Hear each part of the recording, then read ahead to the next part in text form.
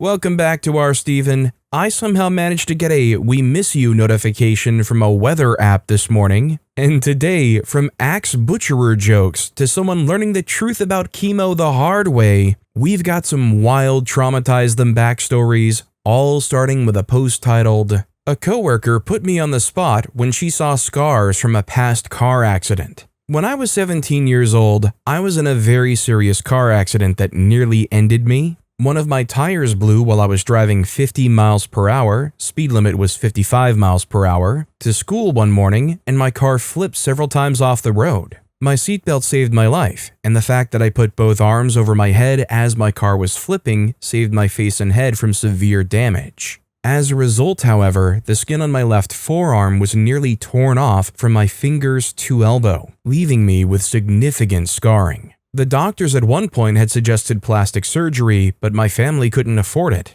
I also wanted to see about other options. Luckily, my wounds healed a bit over time on their own, with consistent care and some physical therapy. Within a few years, the scars were still visible, but not nearly as grotesque as before. I still felt self-conscious, but people asking me about them was very rare, and if it did happen, it came from a concerned place and was spoken quietly and with respect. As stated earlier, however, I still felt very insecure about them and would often wear sleeves long enough to cover them, even in hot weather. Fast forward a few years later, I was an undergrad at university and was working at the library on campus. One of my coworkers, we'll call her Christine, was the kind of person who would intentionally bring down anyone around her. She was also a bit older than most of us, a non-traditional student as defined by our university, and would frequently complain about how much she hated anyone under 40. Despite this, I try to brush off her comments, not let her get to me, and stick to the work at hand.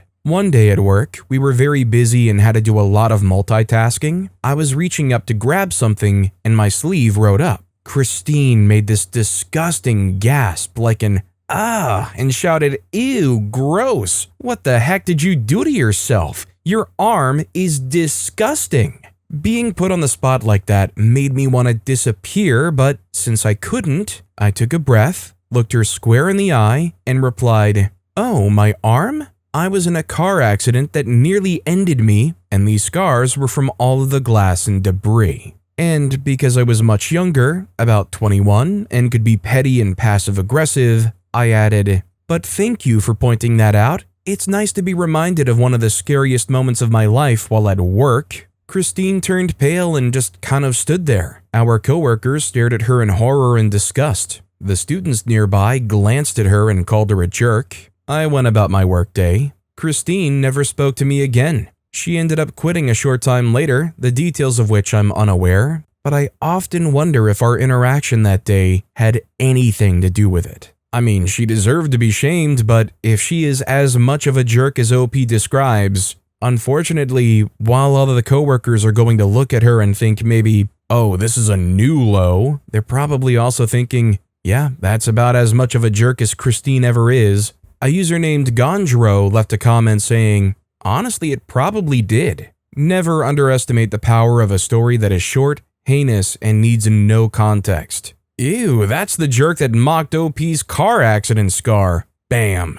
And also, hi, I'm Steven, and if you want to help support me in making more Traumatized Them Back videos, it would be awesome if you could hit those like and subscribe buttons down below. Our next story is, I was bluffing, the rest just aligned on its own. I think about this from time to time, and it feels kind of unreal because it was such a perfect set of coincidences. Sorry if this is so long, I tried formatting some of it for easier readability, #dyslexia gang. Some context. In high school, my two friends, I'll call them Skylar and Miles, were part of this small alternative education program they had on campus. Pretty much, they attended school physically, but most of their classes were online. They had a dedicated classroom for it, and the adults in the room were mostly just there for supervision and were super chill. So I was allowed to come hang out with Skylar and Miles during my study halls. However, Miles was a grade under us, so after Skylar and I graduated, their senior year was a little lonely. Somehow, though, they managed to convince the supervisors to let me come back to the school and hang out in the classroom every once in a while. It worked out great since I worked evenings anyway, so I would drop in every so often. Now enter the guy I'll call Jack. Jack was in the same grade as Miles, and he was this absolute beanpole of a guy who was super aloof. For reasons unbeknownst to me, that same year, Skylar started seeing him. They went out, did who knows what. I still remember getting a phone call from her, and the first thing she said was, "Guess who just lost her virginity?" She got super attached to him. This was her first physically intimate relationship, whatever. Unfortunately, it was incredibly short-lived. About a month or so later, she calls me crying. I jest with you not. Dude broke up with her because he thought her arm hair was gross. So after that call, I'm ticked on her behalf, gathering my stuff to head to her place, and my siblings catch me marching through the house and ask what's up. So I tell them what happened, and my sister's like, "Ew, show us the guy." I pull up Skylar's Instagram and show them a picture. My brother goes quiet and he goes, "I know that guy. I hung out with that guy in middle school." Apparently, bro had a history, and you would never guess because he looked like a wimp. My brother told me that Jack liked knives a little too much, that he brought alcohol to school, and once in middle school he had broken a bottle and threatened someone with it. He had stopped hanging out with Jack after that came to light, but he still had Jack's personal Instagram. So I asked for it, sent bro a follow request. A few days later, he accepted it. I DM'd him something along these lines. "Hey, sorry to bother you. I think you used to hang out with brother in middle school?" Jack replied, "Yeah, I did." I respond, Cool.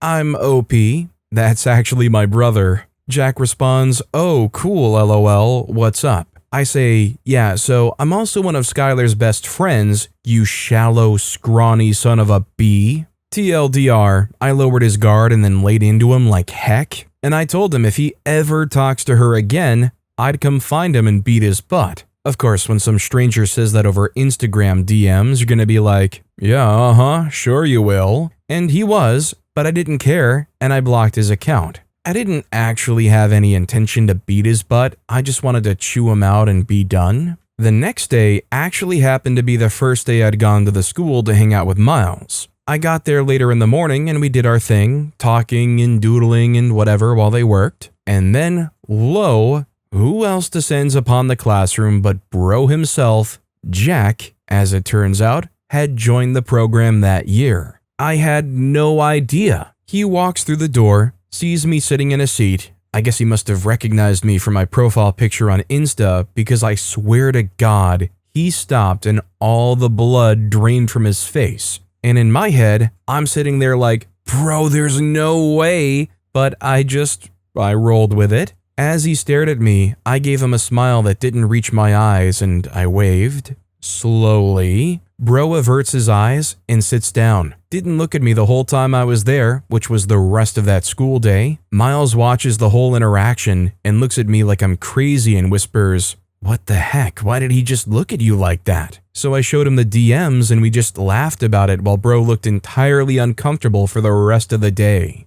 Good. I mean, I know it was like in middle school and whatnot, but considering this guy had a history of like breaking a bottle and threatening people with it, I would have been particularly afraid that I don't know, maybe this guy snaps and tries something now that I'm locked in the same room with him all day. But I'm glad for OP's sake. It seems like, at least since middle school, Jack seems a little bit more controlled. Besides his uncurable disgust at arm hair, a user named Melmoth Wanderer left a comment saying, "I figured you'd turn him in for carrying knives and booze to school or something and get him expelled." The OP replied, "That would have been so totally deserved, but he hadn't done it since middle school, and by this point he was a senior. I don't actually know if that was directly why he joined the program, or if it was a different issue." Another user named Atrigus left a comment saying, "Well, ain't that freaking hilariously unfortunate? Immediately elevates your threat level from random internet stranger to stalker though, so don't make it a habit or you'll be the one in legal trouble."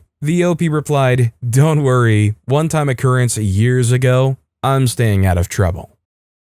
Our next story is joking about bizarre axe murders. Required background: I'm from South Australia, which was and may still be famously noted as being the bizarre axe murder capital of the world. Also, lots of churches. As such, I have a slight accent. I mean, an accent because I'm from South Australia, not because of bizarre axe murders or churches. Many years ago, I was doing a job interview to join the Navy. Academic, not fighting role. The interview was going great. We were getting along, nice and jokey. I'm skilled, great background, shoo-in for the job. One of the interviewers asks me about my accent. Why does everyone need to ask that? Who cares? I don't know why, but it craps me a little bit every time. So I answer, I'm from South Australia. Cue the interviewer laughing and saying, "Oh, the bizarre axe murder capital of the world." I respond, "Yeah, my cousin Ruth was chopped up by an axe butcherer along with her newborn baby. The butcherer stuffed them in the boot of her car for her husband to find when he came home. The husband was a suspect for a while, but the police eventually followed the blood trail and found out it was one of her students.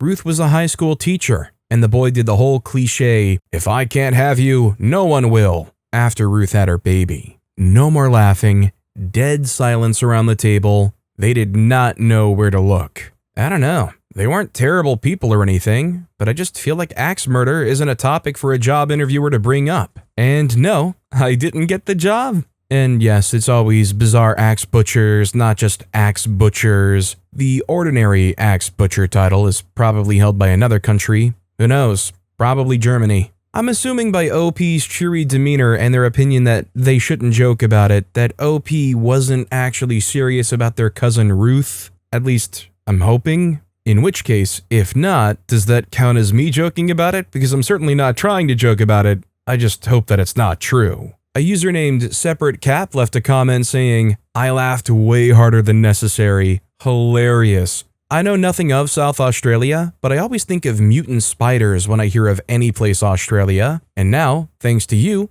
I think of mutant spiders with axes in a freaking church. Freak my life." The OP replied, "They're not mutant, they're born that way." I don't work or live in South Australia now, but where I do work, we have spider catching cups dotted around, so we can cup and magazine the biggest spiders and relocate them outside. The tiny, adorable hopping spiders can stay though. There are teeny mascots. And I haven't set foot in a church in about 30 years, in case I burst into flame. But if they are in Australia, you betcha they're full of spiders. Our next story is, respect your elders? Not if they haven't earned it. This happened years ago when I was in my teens, only just remembered it the other day. I was on a bus going across town, and being the height of summer with plenty of pollen, my sinuses were going haywire. I didn't have access to tissues or even a handy roll of toilet paper, so I just kept sniffing. Some woman, in at least her 50s on the bus, took it upon herself to dress me down in front of all the other people on the bus. She glared at me and said, loudly and distinctly, "That's disgusting, don't you have a handkerchief?" Usually people presuming to tell me what I should be doing are family members. Families are wonderful like that, and I wouldn't respond badly because I had to put up with them for the foreseeable future. But this was just some random biddy I'd never seen before and would likely never see again. So I figured it wouldn't matter so much if she didn't like me very much. So I turned around and replied, equally loudly and distinctly, "Ew, gross. Curious not-soaked germ-filled rag around in my pocket? That's unhygienic." She looked frontwards very quickly and didn't say another word. She didn't look particularly happy. No idea what the other passengers' reactions were. I didn't look, and nobody commented on her rudeness or mine. I just went back to putting up with summer pollen for the rest of the trip. I think it probably would have been nice if OP had like a tissue or something, but to be fair, sometimes while growing up, I did laundry for family members, and anybody that has done so or can imagine so knows how gross it is to feel something in the pocket, reach in there, and you pull out a used tissue. I mean, I can't help it. The way my mind works, it just like jumps straight to that person violating their nose with that thing, and now it's come in contact with my fingers. A user named Euphoric Fail left a comment saying, "It's already so embarrassing to have to sniffle when you don't have Kleenex. Shame on her."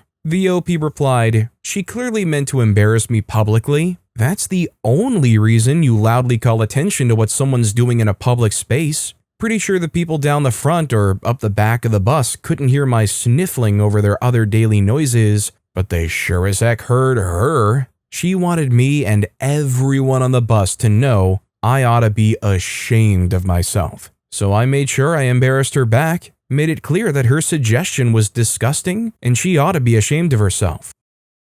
Our next story is, nurse said I was squeamish because I hadn't had children yet. I traumatized her by telling her about the illegal medical testing I endured as a child. Edit, I stupidly used female pronouns for the male nurse in the title. In my native language, the word for nurse is categorized as female, which is why I used her instead of him. Secondly, it's been pointed out to me that this person was most likely a phlebotomist and not a nurse. Sorry for the confusion. This happened a couple of weeks ago. My fertility doctor ordered some blood tests for me, 34-year-old female, and I went to my local healthcare clinic to get them done. I have trypanophobia, which I disclosed to the nurse who would be taking my blood. I always need to warn them because I can handle myself okay for around 10 minutes or so, but if the blood draw takes too long, I'm likely to vomit and or faint. I once very embarrassingly threw up on the nurse's shoes. The nurse looks at me like they don't believe me and asks if I have children. I say no. Keep in mind that the labels for my blood tests have the word infertility in big bold letters, but whatever. The nurse goes on about how I won't be this squeamish once I have kids. I'm pretty ticked off at this point, as I can already feel a bit woozy, so I say very coldly, I didn't used to be squeamish about needles as a kid, which is why the doctors in my home country volunteered me for medical testing and training. My parents got paid while I was used as a human pincushion for medical trainees. I specifically remember the day they taught students how to draw blood from my neck. The nurse turned white and proceeded to wordlessly draw the blood. Because they took so long, I ended up throwing up, which they had to clean up. Maybe next time they'll learn to listen to their patient. Edit, a lot of people suggested I ask for an emesis bag. I actually had my own sickness bag with me that I used. It's just because of the sheer force and volume that I tend to miss, which is always super embarrassing. For those that deal with similar issues, I also bring ice packs and ice water with me, which usually helps a lot too. Edit, some people are confused by the infertility label. I was honestly confused by it too at the time, but it's with Kaiser Permanente and their clinic has the word infertility in it. So most likely just a short way to indicate where to send it to. Edit, to clarify, I wasn't offended by the nurse's comments because of my infertility. It's the offensive and misogynistic assumption that my very real medical condition could be in any way related to whether or not I've given birth. Edit, I think I need to stop with the edits at some point, but to clarify, they specifically mentioned childbirth, which is why I said it was misogynistic. As far as I know, childbirth doesn't cure trypanophobia. Being squeamish has nothing to do with it. I would clean up vomit and poop every day for the rest of my life if I could avoid another needle. Now, I don't know where in the world this took place, but I wasn't hoping to read any story about how they could do medical testing or practicing on kids who don't know any better.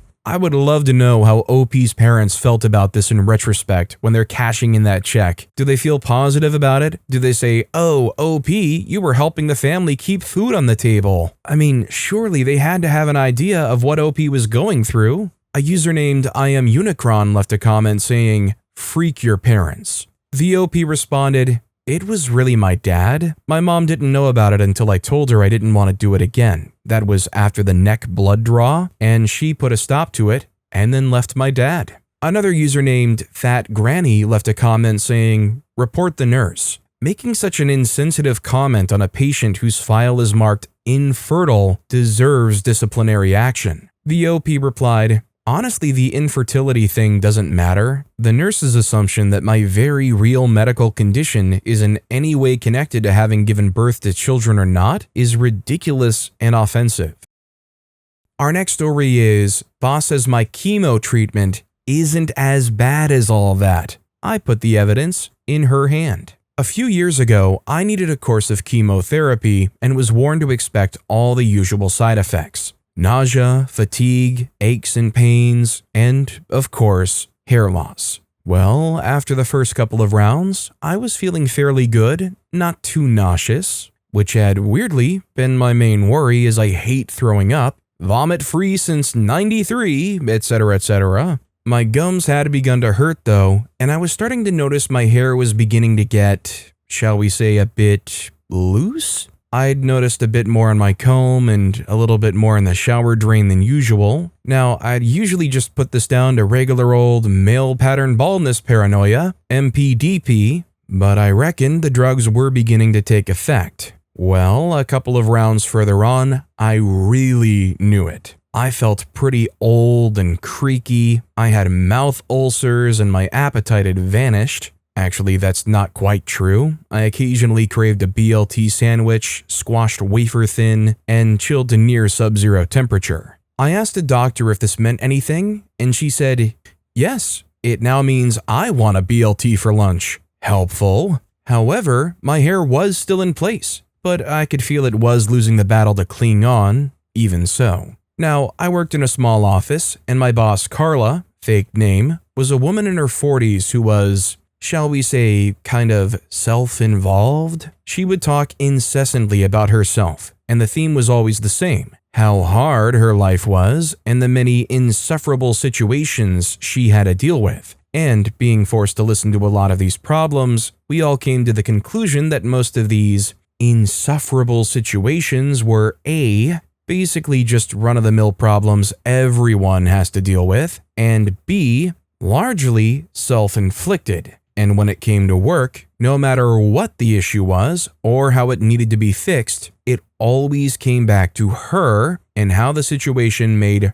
her feel. Any given meeting was at least 40% discussing how this issue affected her personally and deleteriously, when all we wanted to do was just get the job done. It got pretty annoying from time to time, but apart from the occasional inward sigh at her behavior, I powered through. Until I told her about my upcoming chemo. At first, she seemed cool with everything. I would take 3 days off every couple of weeks to stay on a ward for the treatment, and I'd be back in the office the remaining time. No problem, good stuff.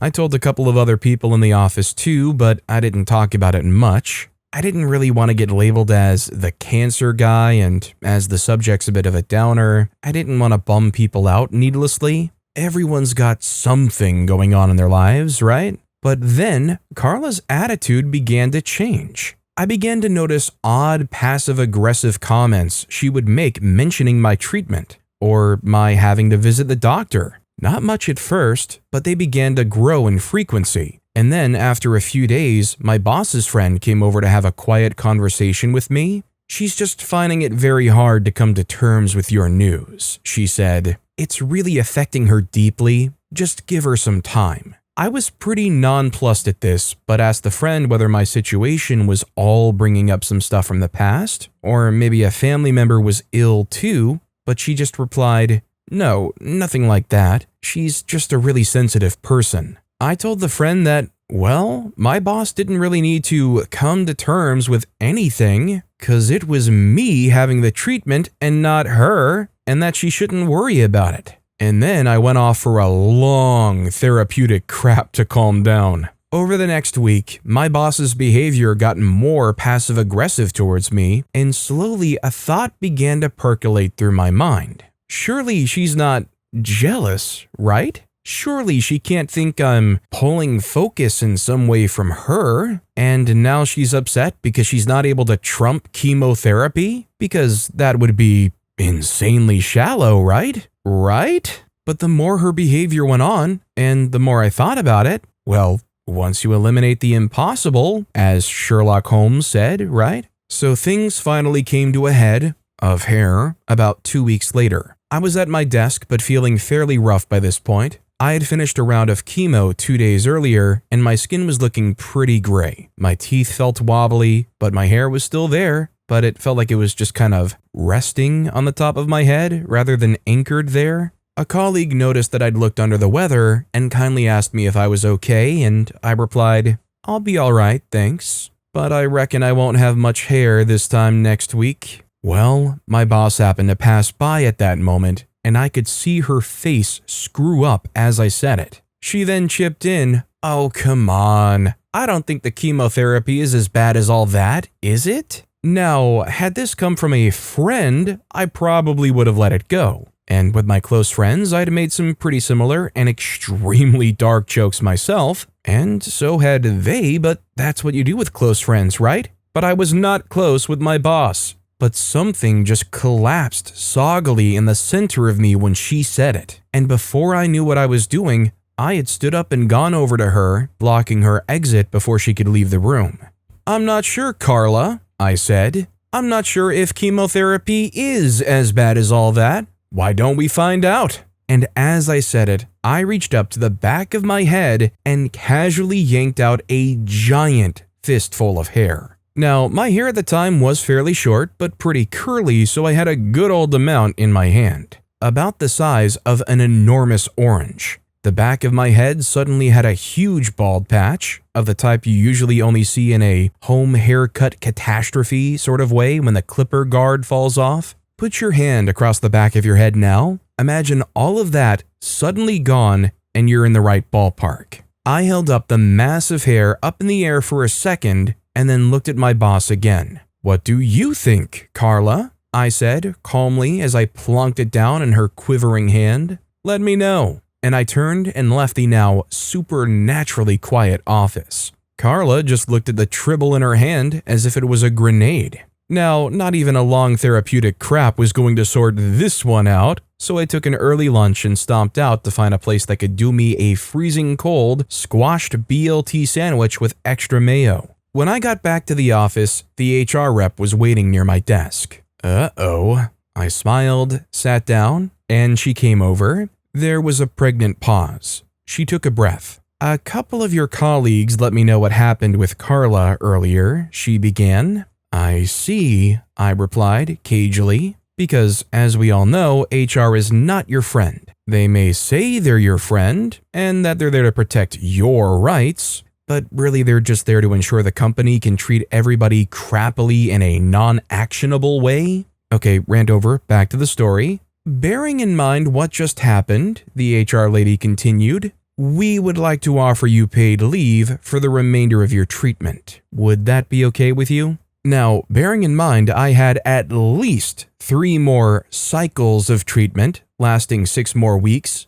my answer was a carefully considered yes. "Yes, I believe that would be all right with me, Miss HR lady." Me and my bald patch walked out of the office 10 minutes later and went home. My girlfriend and I called our friends over that evening for some beers and curry, and we all got drunk and shaved my head. Though I looked weird, I was pleasantly surprised to find my head didn't have too many weird bumps on it. Even my occipital bun was pretty small. Google it, just for fun. It was a good evening, especially when I decided it would be hilarious to tell my male friends how grateful I was that they had all agreed to shave their heads too in solidarity. I handed the clippers to my friend Mike, who had dark shoulder-length hair, and didn't that magnificent idiot pause for only 2 seconds before trying to plug the clippers in? I managed to wrestle them off him, laughing my butt off. My girlfriend then told me no more beers for OP. Boo. Anyway, to cut to the chase, the rest of the treatment went well.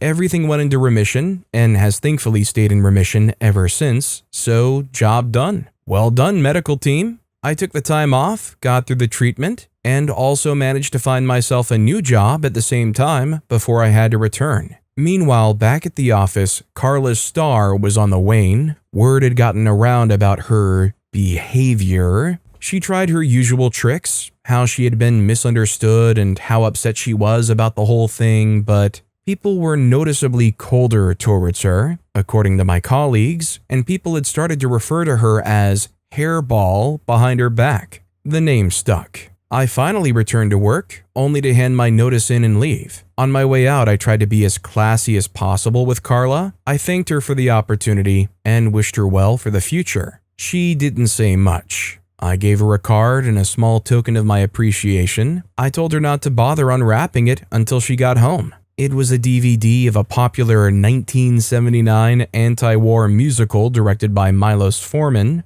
starring John Savage and Treat Williams. You've still got Google open from when you looked up occipital bun, right? Well, look this one up too. My hair grew back. I returned to my ordinary, regular, run-of-the-mill, male pattern baldness paranoia. The new job was pretty terrific. And even now, I still like ice-cold, wafer-thin BLTs. I just gotta say, I did really like OP's kind of personalization to the story, their own kind of comedy interjected throughout it, and even learned a few things like occipital bun. By the way, that's kind of like the lower back base of the skull. I guess some people can have one that like really juts out. A user named Rebecca Stir left a comment saying, "Thanks OP. May your hair never be thinner than your BLTs." And another user named ZachRG wrote, "The DVD is Hair 1979. Chef's kiss, OP." But with that being said, that's all the time we have for today. Now, if you want to hear another crazy Traumatize Them backstory, why not check out that video on the left? Or if you missed my latest video, you can check that out on the right of the screen right now. That said, I'll see you all next time with some more stories.